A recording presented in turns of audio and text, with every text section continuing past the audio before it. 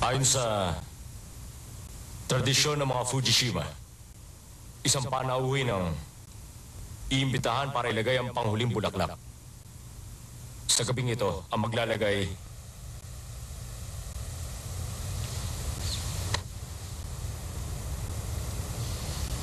Ako!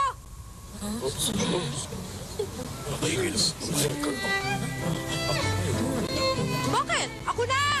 Ako ang maglalagay! Sige na! Sige na! Sige na! Ano ba? Kunin mo na ako! Ako ang maglalagay! Sige na! Kaya ko yan! Okay, sige. Tawagin natin yung binibining nakasuot ng pink na gown. Yes! Ah! Oy, pakihawak.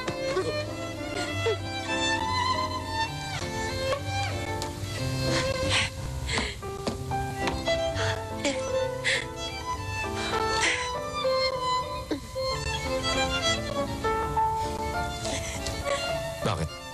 May alam ka ba dito? Wala nga eh. Kahit konti. Okay lang. Tingnan natin ang gagawin mo.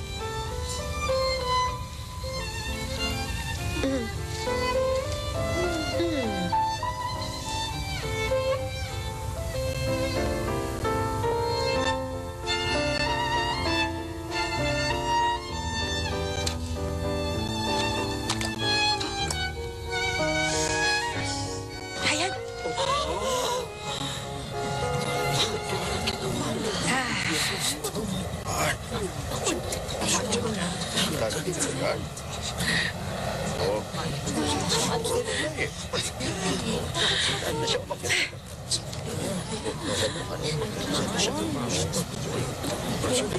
Bakit?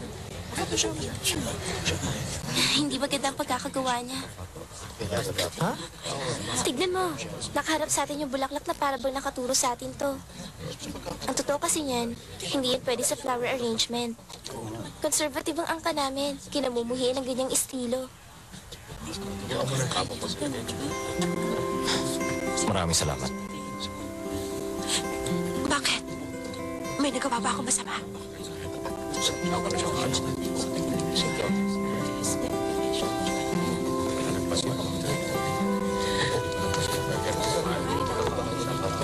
Excuse me. Excuse me. Kakaliit naman siya. Maraming salamat. Napakaganda ng arrangement.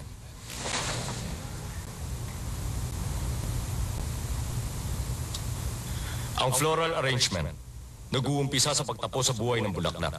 Sa madaling salita, nagugat ito mula sa pagkamuhi sa mga bulaklak. Ang bata naglalaro sa kahawian. Pinipitas nila ang mga bulaklak dahil nagagandahan sila rito. Ginagawa nila itong flower crowns. At kung ano-ano pang klase ng palamuti. Nakadepende ang lahat sa kung anong gusto nila. Ganon din ang floral arrangement.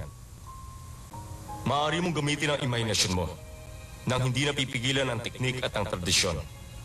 Pakinggan mo ang bulong ng puso mo. Ang gusto nito. Sa likhang sining, makikita mo rito ang puso na lumikha nito at kung anong iniisip niya. Ang floral arrangement. Ito ang paraan para maipahayag ng isa ang sarili niya. Ako si Ryusui Fujishima, ang ika-14 na chief ng Fujishima family. Ay magiging malaya na sa kaugalian. Nandito ako para magtayo ng bagong era ng floral arrangement.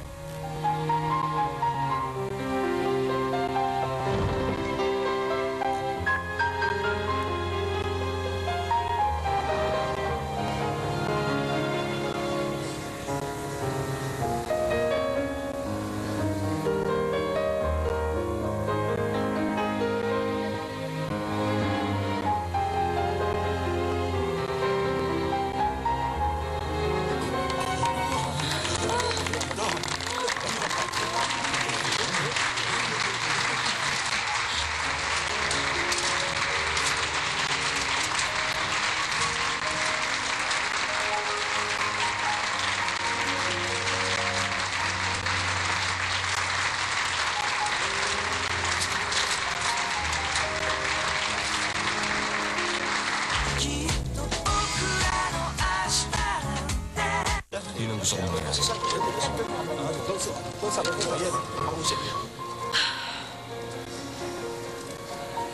Yoy! Kuha mo naman ako ng wine. Sorry, hindi pwede. Kasi ihatid ko si Miss Isak sa kanila eh. Ano? Teka, bakit sinusungitan mo ko? Hindi kita sinusungitan. Hindi ka dyan. Gets ko na. Mag-iingat ka lang dyan sa Roy na yan, ha? Nangangain kasi yan. Sama nito. Isak tara na. Sige, bye-bye. Ano problema nun? Maiwan ka? Maraming salamat po. Ito na ang chance ko. Naku, sorry! Sorry! Hindi ko sinasadya! Ay! Teka! Si Flower Boy!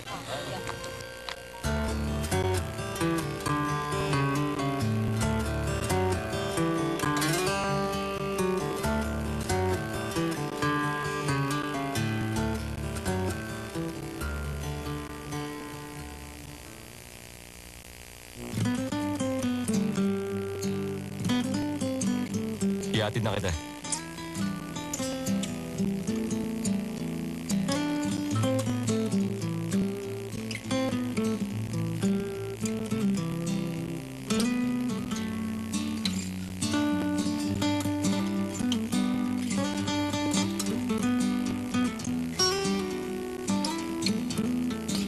Teka, okay lang ba talagang tumakas ka doon?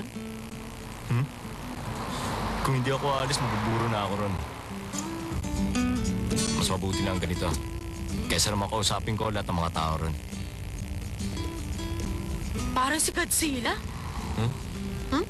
Da da da, da da da, da da da, da da da da. Wow! Babaguhin ko na ang kinaugalian? Mahirap din yun, ha? Pero aaminin ko dun sa ginawa mo malaking flower arrangement. Nabihag no ng puso ko. Sobrang ganda. Nung inalis yung curtain, bigla na lang kumabog yung dibdib ko, ganun katindi. Ewan ko ba kung bakit? Pero para bang biglang nainitan ng puso ko. Ganun ba? Gutom ka na?